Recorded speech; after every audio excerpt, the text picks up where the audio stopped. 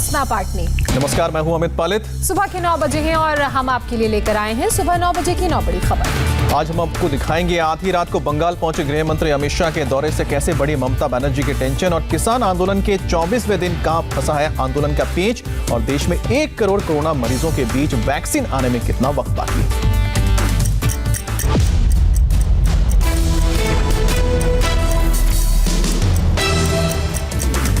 पश्चिम बंगाल में मचे सियासी बवाल के बीच केंद्रीय गृह मंत्री अमित शाह कोलकाता पहुंचे और 1 महीने में अमित शाह का ये दूसरा बंगाल दौरा है।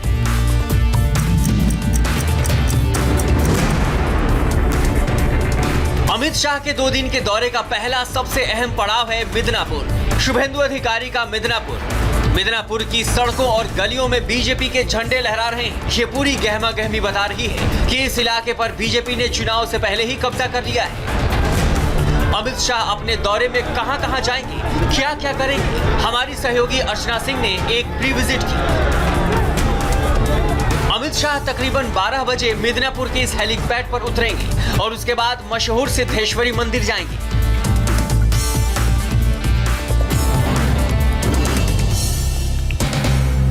सिद्धेश्वरी मंदिर के ठीक सामने अमर शहीद खुदीराम बोस की जन्मस्थली है। बंगाल की अनुशीलन समिति से जुड़े इस क्रांतिकारी को 15 साल की उम्र में फांसी की सजा दी गई थी। फांसी भी बंगाल से दूर बिहार के मुजफ्फरपुर में। पश्चिम बंगाल शिव और शक्ति की भूमि है और ये है सिद्धेश्वर मंदिर जो मिदनापुर के हबीबपुर में है। और सिद्धेश्वर मंदिर में मां काली का आशीर्वाद लेने अमित शाह सबसे पहले यहीं पर आएंगे और इसके बाद उनके आगे का कार्यक्रम होगा। ये मंदिर शिव और शक्ति दोनों का स्वरूप है। अब मिदनापुर आकर अमित शाह यहीं खुदीराम बोस के परिजनों से मिलेंगे। अमित शाह का तीसरा पड़ाव होगा महामाया मंदिर। ये भी एक सिद्ध मंदिर है। शाह के दौरे से पहले यहाँ सिक्योरिटी ड्रिल जारी है। यहाँ पर सुरक्षा के कैसे इंतजाम है उसका जायजा लिया जा रहा है। तमाम इंतजाम यहाँ देखे जा रहे हैं। सुरक्षा पुख्ता की जा रही है। ये अश्योर किया जा रहा है कि कहीं कोई भूल चूक ना हो, कहीं कोई गड़बड़ी ना हो। महामाया मंदिर के बाद अमित शाह बेलाजुरी गांव के इस घर में आएंगे। यहाँ वो पार्टी पदाधिकारियों के साथ आदिवासी परिवार का तैयार किया हुआ भोजन करेंगे।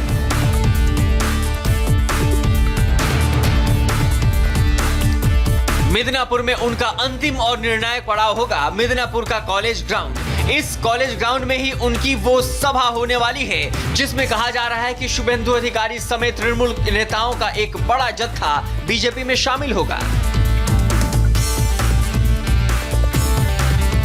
अमित शाह के तूफानी दौरे में ममता को कुनबा बचाने की चिंता है। पिछले 2 दिन में टीएमसी के 6 नेता इस्तीफा दे चुके हैं और पार्टी को लगातार लग रहे झटकों के बीच बीजेपी नेता दावा कर रहे हैं कि टीएमसी के 60 से 65 विधायक और इस्तीफा देने वाले हैं। अमित शाह ने कोलकाता पहुंचते ही ट्रेलर दिखा दिया। अब आज दिन में जब वो मिदनापुर में गरजेंगे तो आवाज ममता के महल तक जाएगी। वैसे ये आवाज ममता दीदी कई दिनों से सुन रही हैं, लेकिन अब उनके लिए अनसुना करना आसान नहीं होने वाला, क्योंकि बंगाल में बीजेपी के सूरज उदय के बाद टीएमसी में भगदड़ है। पिछले 2 दिनों में टीएमसी से 6 इस्तीफे आ चुके हैं, जिसमें सबसे बड़ा नाम है शुभेंदु अधिकारी का। शुभेंदु अधिकारी के इस्तीफे से टीएमसी को बड़ा नुकसान हुआ है। दूसरा नाम है उत्तर कांति से विधायक बंसारी मैती का। बंसारी मैती ने विधायकी के अलावा टीएमसी की सदस्यता से कल ही इस्तीफा दिया। तीसरा बड़ा नाम है बैरकपुर से तृणमूल कांग्रेस के एमएलए शीलभद्र दत्त का। शीलभद्र ने भी कल टीएमसी छोड़ी।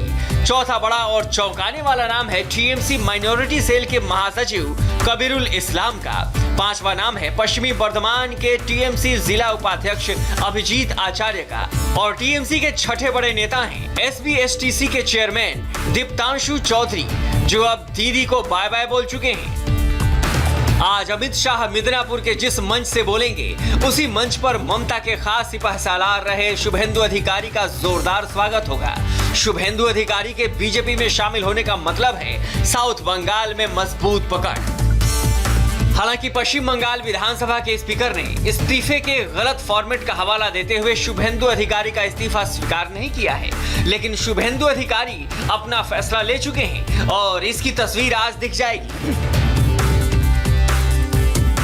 किसान आंदोलन का आज 24वां दिन है। दिल्ली के बॉर्डर पर किसान धरना दे रहे हैं। किसानों ने प्रदर्शन को और तेज करने की चेतावनी भी दी है। और इस बीच विरोधी दलों के भ्रम जाल में फंसे किसानों से पीएम मोदी ने सीधा संवाद किया है। शीत लहर चल रही है।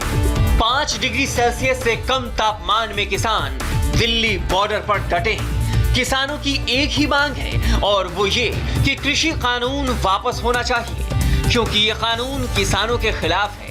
इससे किसानों को मिलने वाली एमएसपी बंद हो जाएगी, मंडियां खत्म हो जाएंगी, किसानों की जमीनों पर कॉन्ट्रैक्ट कंपनियों का कब्जा होगा।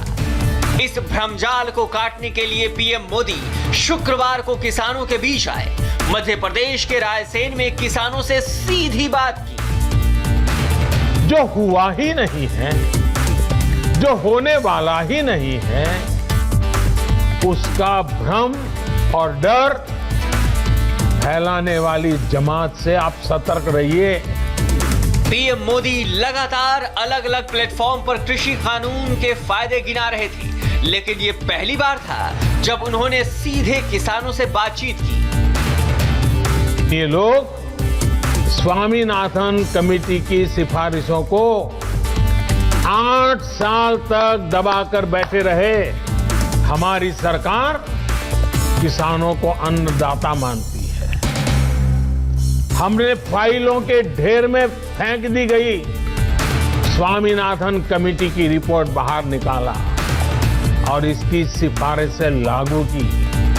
किसानों को लागत का 1.5 गुना एमएसपी हमने दिया। पीएम मोदी किसानों की हर बात का जवाब डिटेल में अपने साथ लेकर आए थे, लेकिन इस बीच विरोधी दलों ने एक बार फिर किसानों को भ्रमित करने की कोशिश की। कांग्रेस नेता राहुल गांधी ने पीएम मोदी पर निशाना साधते हुए ट्वीट किया। आदत के अनुसार मोदी जी ने आज फिर असत्याग्रह किया।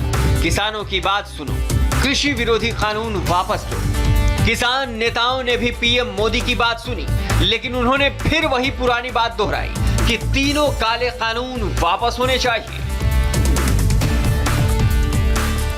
भारत में कोरोना संक्रमितों की संख्या 1 करोड़ को पार कर चुकी है। करीब 1 साल पहले कोरोना ने दस्तक दी थी और उसके बाद से लेकर आज तक इसके खिलाफ जंग जारी है।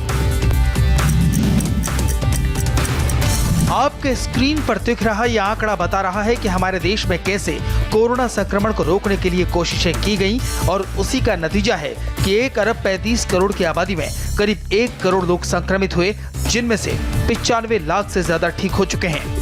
लेकिन अभी जंग खत्म नहीं हुई है, वैक्सीन का इंतजार है। भारत में 3 स्वदेशी वैक्सीन पर काम आखिरी राउंड में चल रहा है। उम्मीद है कि सीरम इंस्टीट्यूट की वैक्सीन को जनवरी के पहले हफ्ते तक इमरजेंसी यूज के लिए अप्रूवल मिल जाएगा। अब सवाल ये है कि वैक्सीन आएगी तो कैसे लगेगी? इसका जवाब स्वास्थ्य मंत्रालय ने दे दिया है। पहला सवाल, कोविड वैक्सीन जल्द आएगी या नहीं? जवाब, हाँ, वैक्सीन ट्रायल्स अंतिम चरण में है। भारत सरकार कोविड-19 के लिए वैक्सीन लॉन्च करने को तैयार है। सवाल नंबर 2, क्या सबको एक साथ वैक्सीन दी जाएगी? जवाब, जिनको ज्यादा खतरा उन्हें पहले वैक्सीन। सवाल नंबर 3, वैक्सीन की कितनी डोज कब मिलेगी? वैक्सीन की 2 डोज होंगी, 28 दिन के अंतराल पर लगेंगी। सवाल 4, क्या वैक्सीन लेना अनिवार्य है? सलाह है कि वैक्सीन लगवाएं। सवाल 5, कौन सी वैक्सीन चुनी जाएगी? जिस भी टीके को लाइसेंस मिलेगा वो सुरक्षित और असरदार होगी।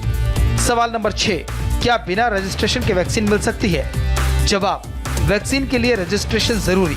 सवाल, रजिस्ट्रेशन के लिए कौन सा दस्तावेज मान्य होगा?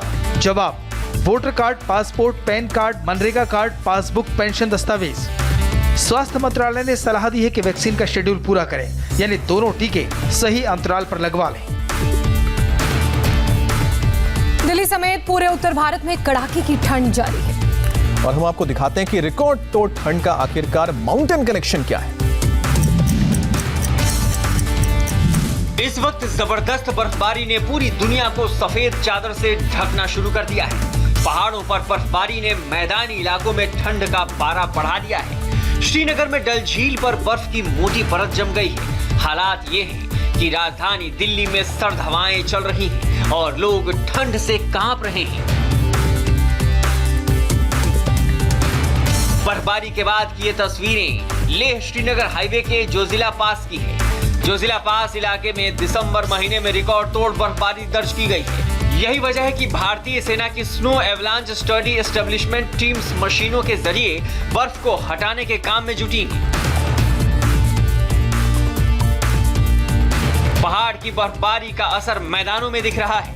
राजधानी दिल्ली में तापमान 3 डिग्री सेल्सियस से भी कम दर्ज किया गया। मौसम विभाग के मुताबिक अगले कुछ दिनों में दिल्ली वासियों को ठंड से निजात नहीं मिलेगी, बल्कि पारा 2 डिग्री से भी नीचे जा सकता है। श्रीनगर समेत पूरे कश्मीर में कड़ाके की ठंड पड़ रही है। सर्दी का अंदाजा लगाना है तो श्रीनगर की डल झील को देखिए, जिस पर बर्फ की मोटी परत जम चुकी है। झील में अगर शिकारे चलाने हो तो बर्फ को हटाकर निकलना पड़ता है। अब बात करते हैं एक खुशखबरी की। जिस घड़ी का इंतजार बरसों से हो रहा था, वो घड़ी अब खत्म होने की तरफ बढ़ रही है। खुशखबरी है कि भारत में चलने वाली बुलेट ट्रेन की पहली तस्वीर आ चुकी है।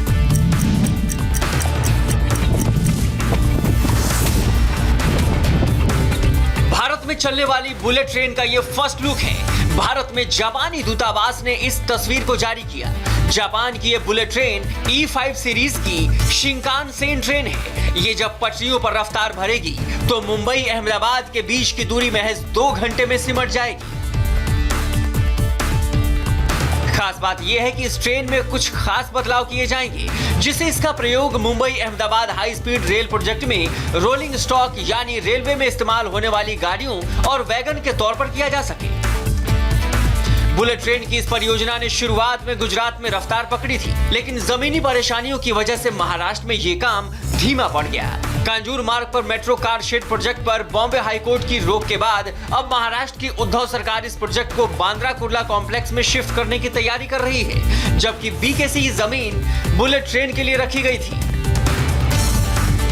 पटना के खटाल से मवेशी चोरी के आरोप में एक युवक की पीट कर हत्या करने का मामला सामने आया है और मौके पर पहुंची पुलिस ने हत्या के सभी 7 आरोपियों को गिरफ्तार किया है। ये पटना के फुलवारी शरीफ का इलाका है, जो अपने मवेशी खटालों के लिए मशहूर है। शुक्रवार को हत्या के मामले की वजह से अचानक चर्चा में आया। हत्या के आरोपी श्रीकांत राय का ये खटाल वही खटाल है, जहां आरोपों के मुताबिक आधी रात के बाद 2 लोग मवेशी खोलने आए, लेकिन इसी बीच लोगों की नींद खुली और आरोपी पकड़े गए। एक तो किसी तरह भाग निकला, लेकिन दूसरे की लोगों ने पिटाई कर दी। चिल्लाना चालू किया तो हम भी अपना ताला खोलने में ऐसे पूछे कि क्या हुआ चोर चोर चोर, तो पूरा आदमी पब्लिक टूट पड़ा, मरना पिटना सब चालू कर दिया। यूपी में माफियाओं के खिलाफ योगी सरकार का मिशन जारी है और अपने मिशन क्लीन के तहत सीएम योगी ने माफियाओं पर किस तरह से शिकंजा कसा है, इसे रिपोर्ट में देखिए।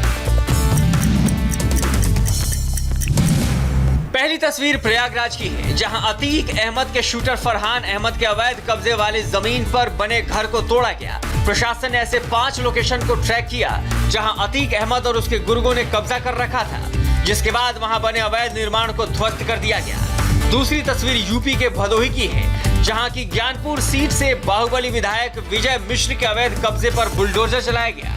आरोप है कि विधायक विजय मिश्रा ने लगभग 6 करोड़ रुपए की कीमत की सरकारी जमीन पर कब्जा कर लिया था। प्रशासन ने उसे हटा दिया। तीसरी तस्वीर लखनऊ की है, जहां विकास दुबे के फरार चल रहे भाई दीप प्रकाश की संपत्ति कुर्क कर ली गई। अब बात करते हैं ओवैसी की पार्टी AIMIM के एक नेता की करतूत की। एक तरफ ओवैसी पश्चिम बंगाल चुनाव में बिजी हैं, तो दूसरी तरफ उनकी ही पार्टी के नेता खुलेआम गुंडाई पर उतारू। मारा है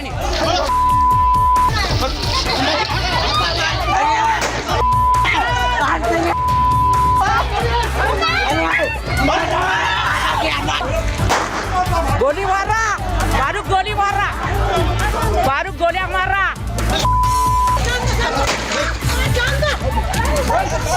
सफेद कुर्ता पायजामे में इस शख्स को देख रहे हैं आप। जनाब असदुद्दीन ओवैसी की पार्टी AIMIM के नेता हैं। एक हाथ में चाकू और दूसरे हाथ में रिवॉल्वर है।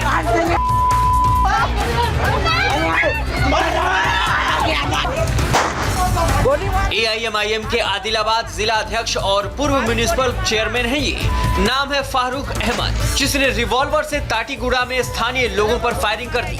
एक व्यक्ति के सिर में और एक के पेट में गोली लगी। दोनों को रिम्स अस्पताल भेजा गया, जहां एक की हालत नाजुक बनी हुई है। गोली मारा है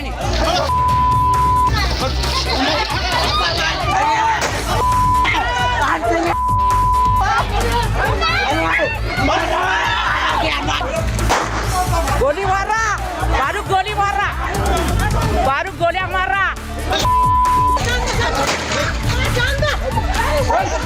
फायरिंग के पीछे पुरानी दुश्मनी बताई जा रही है, जबकि स्थानीय लोगों का कहना है कि दो गुटों के बीच हुई लड़ाई की वजह से फायरिंग। पुलिस ने फायरिंग का मामला दर्ज कर जांच शुरू कर दी। फारूक गोलियां मार रहा। वक्त एक ब्रेक का है। ब्रेक के बाद देखिए कांग्रेस के बागियों को मनाने का क्या है सोनिया गांधी का प्लान।